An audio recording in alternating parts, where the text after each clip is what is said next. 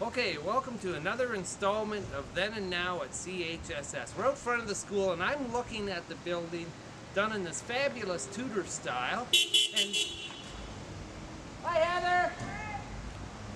And it really is a fascinating style of building, and we're kind of excited to show you about the front of the school. So stick with us. We're going to get Mr. Yates out here and he's going to explain all about the Tudor style of building design, where it came from, and why this building built in 1926 is now a heritage building, because in 1926 it was built after buildings from the 1600s. So stick around and we'll be back with Mr. Yates. This week we are at one of the oldest educational institutes in Huron County, Central Huron Secondary School. We're going to look at the building design, and this building was built in the Tudor style, and I have Mr. Yates here. He's going to tell us a little bit more about the style, why it was built, what it represents. Welcome, Mr. Yates, and thank you for coming once again. Oh, you're welcome. Okay. Tudor style. Tell us a little, what is Tudor style? Well, it's called the Tudor Revival style that the school was built in 1926-27. It replaced the old Second Empire style building that was behind us here, a yellow brick building with a mansard roof and the center block tower. And it's really kind of a unique building because it was built to copy or harken back to the Renaissance and the Elizabethan age in England, when they thought it was the height of arts, culture, academics. And if you look at some of the really neat features of our school, it's kind of was called at the time that it opened the Pride of Clinton. We've got on either side, we've got we have the two semi-octagonal towers that evoke back to the Norman era, when they had castles with the nice wide windows that allowed in lots of light.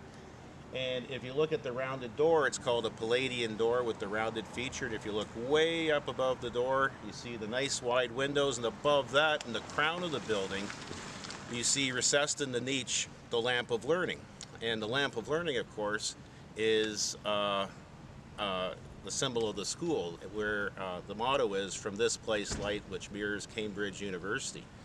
And amazing thing about this building, if you look and pan back and forth here, you could see the spear point. They kind of look like spear points, but actually they're meant to imitate spires on old cathedrals and churches on the supporting pillars.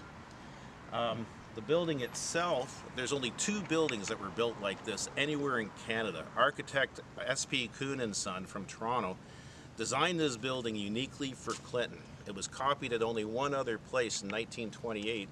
The Fergus Collegiate copied the Clinton design, and when the Fergus Collegiate closed in 2004, the building was put on the National Register of Architecturally Significant Places. But the original, which is still used as a school building, is the oldest school building still in use as an educational institute in Huron County. It's still open, and for some reason we didn't get the mention on the Architecturally Historical Register. Wait a minute. Are you telling me that we were the first and original school built like this? The one that copied us got special recognition. Yeah, the copy of this got the special recognition. We're the original, and we're still the school building here. Where's the mayor of town? We need to get that changed. I know, we need in to the get that archives. changed, that's right. Well, that's really cool. So can you tell me about these two rounded parts? Now, Tudor style, was that from the medieval times? You said No, the Tudor style came right after the Middle Ages. It was more belonged to the Renaissance. Okay, okay. The Tudor style would be roughly from around Henry VIII, when he came to the throne, to the death of Elizabeth in 1604. Okay. And it was the golden age at the time, and right up until our own age. People look back to the Elizabethan age, the Tudor era, as the high point, the golden age of arts and academics and science in the United Kingdom. In original buildings built like this in the 1600s, these windows here would have been spots built out around a castle that would have housed archers. Yeah, well, they would have at one time been turrets that would have been like Norman turrets, like when the Normans invaded and they built the first castles in England. Of course, they had the semi-octagonal turrets as defensive fortifications. Over time, when the Normans no longer feared the Saxon peasants, the windows became enlarged, and the turrets, or bays as they're called now, became more of an architectural feature rather than a defensive fortification. So I did a little information on, I Googled a few things about Tudor style buildings, Cambridge University, and if we look on the internet, Cambridge University, there's a lot of buildings similar to this style.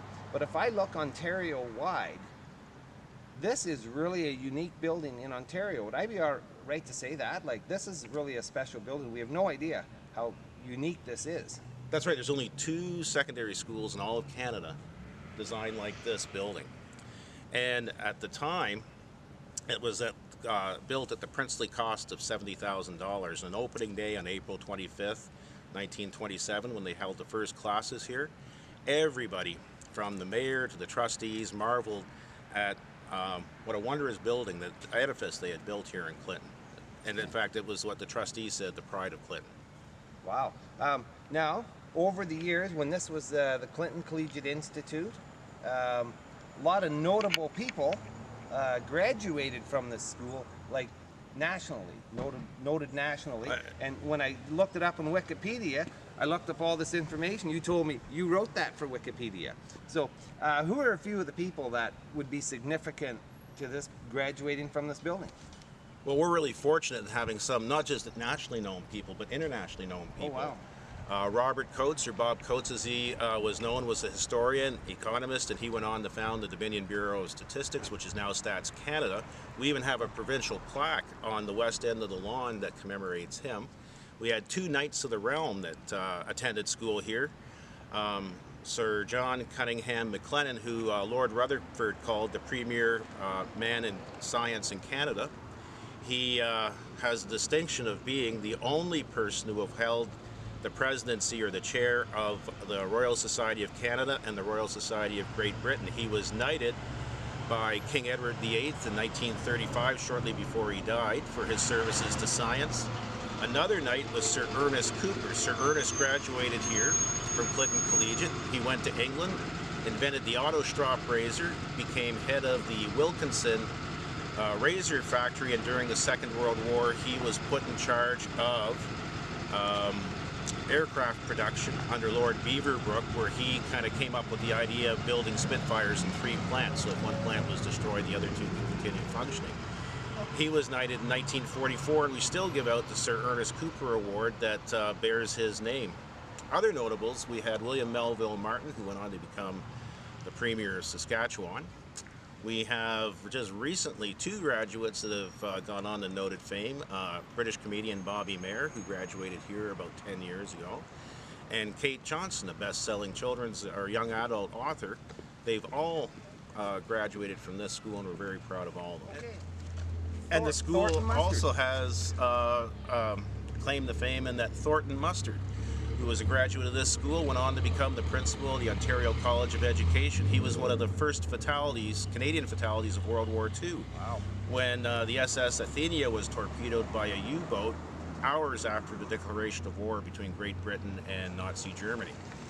His wife was safe, but unfortunately he was lost. Thornton Mustard's son became very famous in his own right as William Thornton Mustard, who was a famous heart specialist. In fact, he developed the surgery that cured the blue baby syndrome. Oh, wow. Okay, so as you can see, not only a lot of history in the building, a lot of history to the graduates who come out here. Most recently, Ben Lobb, another graduate of the school. MP Ben Lobb, sorry, yeah. Ben. So we're going to try to get some photos of the school, of the building, a few close-ups, and thank you, Mr. Yates, for all that information once again. Oh, you're welcome. Always a pleasure hearing your stories and even reading them in the paper. Okay, thanks for joining us once again. We hope you enjoyed the tour of the outside of the original part of the school, built in the Tudor style. Thanks, Mr. Yates, for joining us once again. We hope everybody hits share on their Facebook page. But also this week, I'm asking for people to tell me where you're from. So if you could comment, you know, you're from BC or Montreal or Florida or Africa. I hear there might even be people in Africa watching. Tell us where you're from. We'd be interested to hear that. So hit share for a chance to win a $25 gift card from Tim Hortons this week, and we'll see you next week.